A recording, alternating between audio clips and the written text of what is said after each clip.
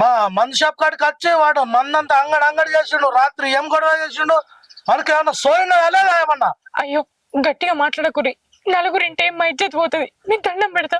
మీకు ఇప్పుడు ఇజ్జత్ పోతుంది. ఆడ మాది జరిగింది ఏందో నాకు తెలియదు. దాసు పొద్దుగాలనంగా వేయండు, ఇంకింటికి రాలే.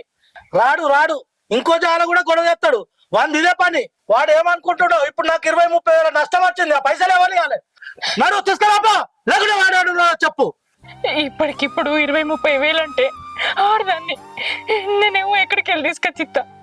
కొంచెం అర్థం చేసుకోరి, కొంచెం టైం ఇయ్యరి. మీ పైసలు నీకు ఎట్లనన్నా కడతా. నాకు టైంలు బియ్యంలు నడవాయి. ఇదేం దుకాణం కాదు ఇది. నాకు ఇవి పైసలు నగదు తెచ్చుకునేటి. ఇదేం బాకిచ్చే సొమ్ము కాదు నా ఆవడానికి. నాకు ఖచ్చితంగా వాడు ఎక్కడో చెప్పు, వాడి సంగతి అంతా నేను చూసుకుంటా. లేకుంటే వాడిన పోలీస్ స్టేషన్ వేసి పళ్ళు చేయిస్తాను.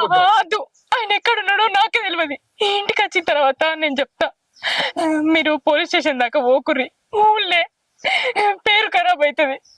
జర ఓర్రి, నేను వచ్చిన తర్వాత చెప్తా. వాడు వచ్చి మా షాప్ ముందట వాళ్ళు పెడితే మాకు పరువు పోలేదా? మా పేరు ఖరాబ్ కాలేదా? ఆయన వేసింది తప్పే, నేను ఒప్పుకుంటున్నా. తాయిన మైకంలో ఏం చేసిండో ఏమో. నీ దండం పెడతా, అర్థం చేసుకోర్రి. కాళ్ళ మొక్క అద్దమ్మా, నువ్వు వాడిని ఎట్లా భరిస్తున్నావు అమ్మా? నిన్ను చూస్తేనే బాగా అనిపించపట్టే వాడేమో గటంటు మూర్ఖుడు ఉన్నాడు.